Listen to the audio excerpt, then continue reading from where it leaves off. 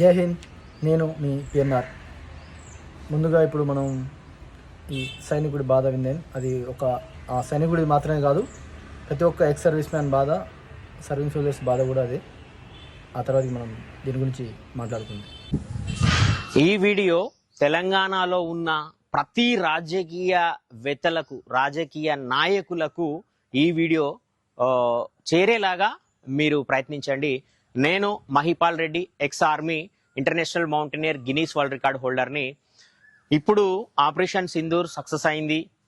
చాలామంది దీని గురించి చర్చించుకుంటున్నారు. భారత సైన్యం గ్రేటు, భారత సైన్యం ఇది, భారత సైన్యం అది, భారతీయులం మనం జెండాలే పట్టుకొని ర్యాలీలు తీయడం ఈ రాజకీయ నాయకులు తీస్తే మహా సిగ్గుగా అనిపిస్తుంది. ఎందుకు అని అంటే గత ప్రభుత్వాలు కానివ్వండి, నేను ఇన్ పర్టిక్యులర్లీ ఒక రాజకీయ పార్టీ గురించి చెప్పట్లేదండి, ఇది మరీ చెప్తున్నా. ప్రతి ఒక్క ఖద్దరు బట్టలు వేసుకునే ప్రతి రాజకీయ నాయకుడు భారత సైన్యం గురించి, సైన్యంలో పనిచేసే సైనికుల గురించి, రిటైర్డ్ సైనికుల గురించి, సైన్యంలో పనిచేసే సైనికుల భార్య పిల్లల గురించి ఏ ఒక్కరూ ఆలోచించరు. కేవలం యుద్ధాలు జరిగినప్పుడు, కేవలం ఇలాంటి విపత్తుకరమైన పరిస్థితులు వచ్చినప్పుడే సైన్యం గురించి మాట్లాడతారు. భారత్ మాతాకి జై అని అంటారు, వివిధ రకాలుగా ప్రశంసిస్తారు సైనికులను. కానీ సైనికులను కూలి వాళ్ళ కన్నా అధ్వానంగా చూసే తత్వాన్ని, ధోరణిని విడనాడండి. సైన్యంలో పనిచేసే కుటుంబాలు ఎంతో ఇబ్బంది పడుతున్నాయి. సైనికుల కుటుంబాలకు అండగా ఉండండి. ఇకనైనా సైన్యంలో చేసి రిటైర్డ్ అయిన ఆర్మీ పర్సన్స్కి ఖచ్చితంగా మీ సహాయ సహకారాలు అవసరం. ఎందుకంటే 17.5 సంవత్సరాల్లోనే భారత సైన్యంలో చేరుతాడు. బయటకు వచ్చే వరకు ఇక్కడ అంతా మారిపోయి ఉంటుంది. రియల్ ఎస్టేట్ ఉంటుంది, చుట్టాలతోని రియల్ ఎస్టేట్ భూముల ధరలు పెరుగుతాయి, కొనుక్కోలేని పరిస్థితి. వచ్చేది రిటైర్డ్ అయితే 25-30 లక్షల కన్నా ఎక్కువ రావు. ఇక్కడ చూస్తే పిల్లల పెళ్లిళ్ళు చేయాలన్నా, పిల్లల చదువులా, లేకపోతే తల్లిదండ్రులను చూసుకోవడమా, లేకపోతే గుంట భూమి కొనాలనా. ఇక్కడ విచిత్రం ఏంది అని అంటే సబ్సిడీలు సైన్యంలో పనిచేయని వానికి ఉంటాయి. అంటే మాజీ సైనికులకు సబ్సిడీలు వర్తించవు, కళ్యాణ లక్ష్మి వర్తించదు, అండ్ డబల్ బెడ్రూమ్లు వర్తించవు, రేషన్ బియ్యము రావు. ప్రభుత్వం ప్రకటించే ఏ పథకాలకు మాజీ సైనికుడు అర్హుడు కాడు. ఎందుకండి? కొన్ని వేల లక్షల కోట్ల సంక్షేమ పథకాలు తీసుకొస్తున్నారు. సైనికుల కోసం మాత్రము ఒక్క పథకం తీసుకురాలేరా? సైనికుడు బ్రతికినా సచ్చినా, సైనిక కుటుంబాలు బ్రతికినా సచ్చినా. అంతేందుకండి, ఈ ఆపరేషన్ సింధూర్ని 2 వీర వనితలు ప్రోగ్రామ్ని సక్సెస్ చేసిండ్రు. అలాంటి వీర వనితలు, సైన్యంలో చేసే వాళ్ళ భార్యలు కూడా వీర వనితలే. చనిపోయిన వీరులు ఎవరైతే ఉన్నారో సోల్జర్స్, వాళ్ళ కుటుంబం కూడా స్ట్రగుల్ అవుతుందండి. ఇటు చుట్టాలతోని, ఇటు బంధుమిత్రులతోని, వీళ్ళతోని భూముల కాడ తగాదాలు, ఆస్తులు ఇవ్వకుండా ఆమెను అనాథగా చేస్తున్నారు. సో విడోస్ గురించి కూడా ఆలోచించండి. ఫస్ట్ ప్రియారిటీ వాళ్ళకి ఇవ్వండి. అండ్ సైన్యంలో గాయపడిన సోల్జర్స్కి ఇవ్వండి. అండ్ సోల్జర్స్ని గుర్తించండి, మేమున్నామని గుర్తించండి. సంక్షేమ పథకాలు మాకు కూడా ఇవ్వండి. ధన్యవాదాలు. జై హింద్, జై భారత్. సో విన్నారు కదా సైనికుల బాధ ఏంటి అనేది.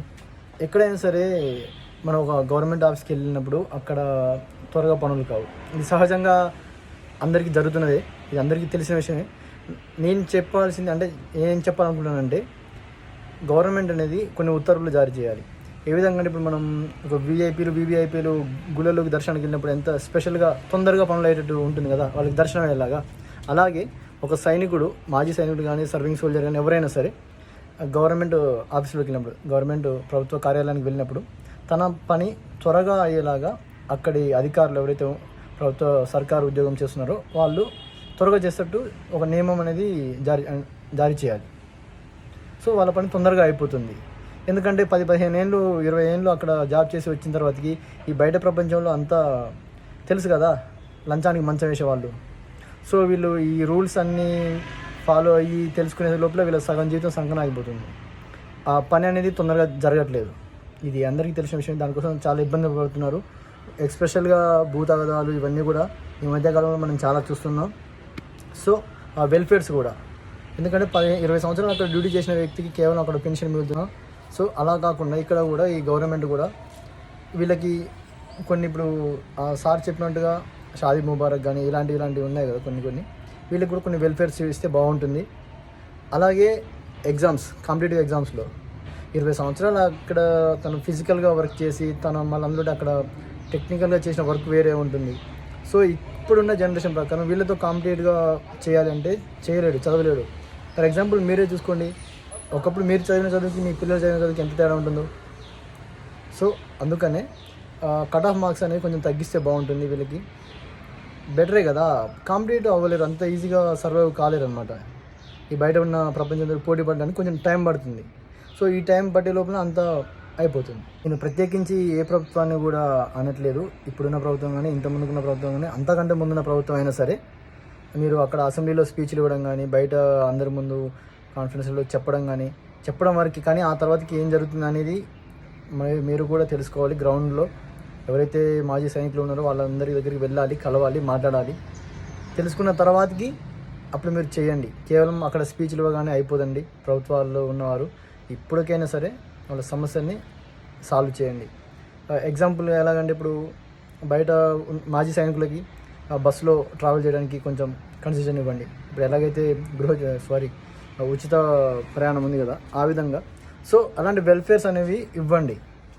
మీరు ఇంకెక్కడో మా సైనికుల మీద ప్రేమ చూపించాలి అంటే చనిపోయినప్పుడు వచ్చి చూపించడం కాదండి. ఆ తర్వాతకి ఆ కుటుంబం పడుతున్న స్ట్రగుల్స్ని మీరు వాటిని సాల్వ్ చేసినప్పుడే కదా మన ప్రభుత్వాలు మనల్ని ఆదుకున్నట్టు సైనికులకు మీరు సహాయం చేసినట్టు మరి ఇంకే విధంగా చేసినట్టు. ఇప్పుడు ఎవరైతే జెంట్స్ మగవాళ్ళు ఉంటారో ఎక్స్ సర్వీస్ మెన్స్ వాళ్ళు ఆఫీసర్లలోకి అయితే వెళ్తేనే పనులు కావట్లేవు. సో కొందరు వీరమరణం పొందిన వారి భార్యలు ఉంటారు, వాళ్ళు తిరగాలంటే ఎన్ని కష్టాలు ఉంటాయి. వాళ్ళు ఎక్కడ తిరుగుతారు? ఆ పిల్లలు చిన్న పిల్లలు ఉంటారు, ఇవన్నీ ఉంటారు, చాలా కష్టం. మీరు ఆన్ గ్రౌండ్లో ఉండి చూస్తే తెలుస్తుంది. అక్కడి నుంచి ఏమైనా పాస్ చేసే సమయంలో అధికారులకు ఆదేశం ఇచ్చాము ఇవన్నీ జరుగుతాయంటే జరగట్లేదు. అందరి బాధ కూడా దయచేసి సైనికుల బాధల్ని వాళ్ళ సమస్యల్ని తీర్చండి, అర్థం చేసుకోండి. కేవలం చనిపోయినప్పుడు మాత్రమే జై జవాన్ జై కిసాన్ అని మాత్రం అనకండి. ఎల్లప్పుడూ కూడా సైనికులు అక్కడ ఎంత స్టాండర్డ్గా ఉంటే మనం ఇక్కడ అంత హ్యాపీగా ఉంటాం. గుర్తుపెట్టుకోండి. వాళ్ళ సమస్యలు మన సమస్యలాగా అనుకొని వారి సమస్యల్ని తొందరగా సాల్వ్ అయ్యేలా చేస్తారని ఈ ప్రభుత్వానికి మనవి.